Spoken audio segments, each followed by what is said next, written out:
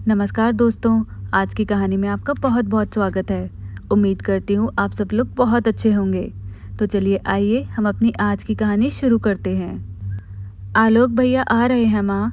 तो फिर शुरू हो जा बेटा। माँ, 2 दिन पहले ही तो मैंने भाभी की साड़ी दोस्त की शादी में पहनी थी। अब कॉलेज फेयरवेल के लिए कैसे मांग लूँ? भाभी क्या ही सोचेगी? लाडो सुनाते हुए बोली। आलोक ने ये सब सुनते हुए लाडो से कहा, क्या सोचेगी का क्या मतलब? अब वो इसी घर का सदस्य है, उसे कुछ लेने में हिचक कैसी? जाओ जाकर ले लो। सच्ची भैया? थैंक यू भैया। आलोक की 6 महीने पहले ही शिवानी से शादी हुई थी। शिवानी के आते ही तो जैसे लाडो की लॉटरी लग गई। कहीं भी जाना हो बड़े मज़े से भाभी के सूट और साड़ियाँ मांग कर पहन लेती। शिवानी को कई बार बुरा लगता, पर क्या ही बोलती। जब शादी से पहले ही आलोक वादा ले चुका था, मेरी बहन मेरी लाडली है, इसका कभी दिल मत दुखाना। लाडो बड़े हक से भाभी की अलमारी से नए फैशन के कपड़े, मैचिंग ज्वेलरी और सैंडल निकालकर पहन लेती। दोस्तों में बड़ा ही रौब झाड़ती। हेमा जी ने एक दिन कहा, बहू तुम्हारी अलमारी काफ़ी बड़ी है। ऐसा बोलकर अपना कुछ सामान उसमें रख दिया था, ताकि कभी भी बहू उस पर ताला ना लगा पाए और जब चाहे खोलने के लिए किसी की आज्ञा ना लेनी पड़े। शिवानी को इस बात से परेशानी थी, पर आलोक ने उसकी एक नहीं सुनी। लाडो, साड़ी तो तुम पहन लो, पर देखो ये मेरी भी फेवरेट साड़ी है जो अब तक मैंने नहीं पहनी, इसलिए प्लीज़ इसकी फ़ोटो कहीं मत डालना। नहीं भाभी, आप निश्चिंत रहिए। लाडो हर बार शिवानी को कोई ना कोई गोली दे मज़े से उसकी चीज़ें इस्तेमाल करती थी।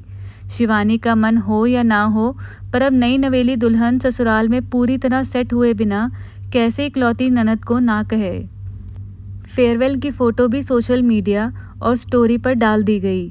बुरा तो शिवानी को बहुत लगा, पर उसकी साड़ी में उसकी ननद को पसंद कर लिया गया और एक अच्छे घर से रिश्ता आ गया, सो शिवानी का गुस्सा हवा हो गया था। सास बार बार बहू के पैरों को शुभ बता रही। मेरी तो बहू के रूप में साक्षात लक्ष्मी ने प्रवेश किया है। अभी साल भी नहीं हुआ इसके कदम पड़े और मेरी बेटी के लिए इतना बढ़िया रिश्ता आ गया। बहू कल लाडो का रोका है, लड़के वाले आएंगे तो सारी तैयारी तुम्हें ही देखनी है। शिवानी ने ननद को बहुत अच्छे से तैयार किया। आलोक ने भी लड़के वालों के स्वागत में कोई कमी नहीं छोड़ी। लड़के वालों को दिए जाने वाले शगुन के थाल में शिवानी ने जब अपने मायके से मिली सबसे सुंदर साड़ी देखी तो उसके चेहरे का नूर गायब हो गया। आंखों से बेबसी के आंसू बनकर गिर रहे थे।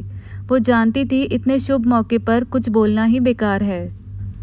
क्या हुआ, आज हमारी बेगम के चेहरे का नूर कहाँ है?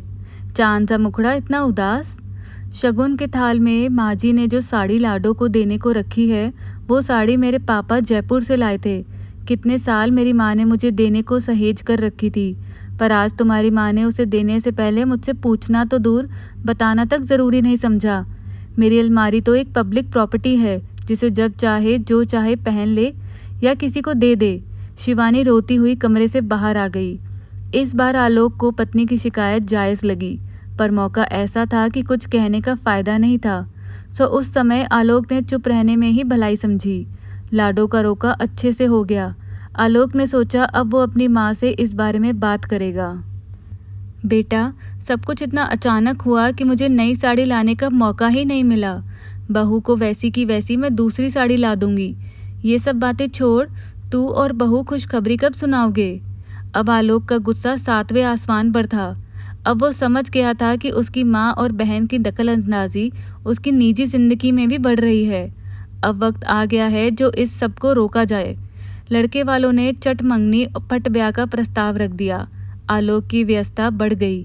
शिवानी भी ननद के साथ शॉपिंग में व्यस्त हो गई। आज लाडो शादी के 1 महीने बाद मायके रहने के लिए आई। लाडो और हेमा जी घर पर नहीं थे। आलोक का शिवानी के साथ मूवी देखने का प्रोग्राम बन गया। जब रात को लाडो ने शिवानी को अपनी नई साड़ी में देखा तो गुस्से से लाल हो गई। क्या भाभी, ये तो मेरी एकदम नई साड़ी थी, मैंने एक बार भी नहीं पहनी थी। बड़ी मौसी अहमदाबाद से लाई थी, आप एक बार पूछते तो सही।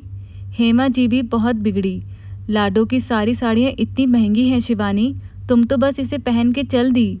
शिवानी घबरा गई, पर आलोक इसी मौके के तलाश में था। क्यों बहन, तूने खुद तो भाभी की नई नई साड़ियाँ खूब पहनी, कभी दोस्त की शादी तो कभी फेयरवेल। और माँ, आपने तो शिवानी की एक मायके की साड़ी लाडो को रोके में उठाकर दे दी थी, बिना उससे पूछे।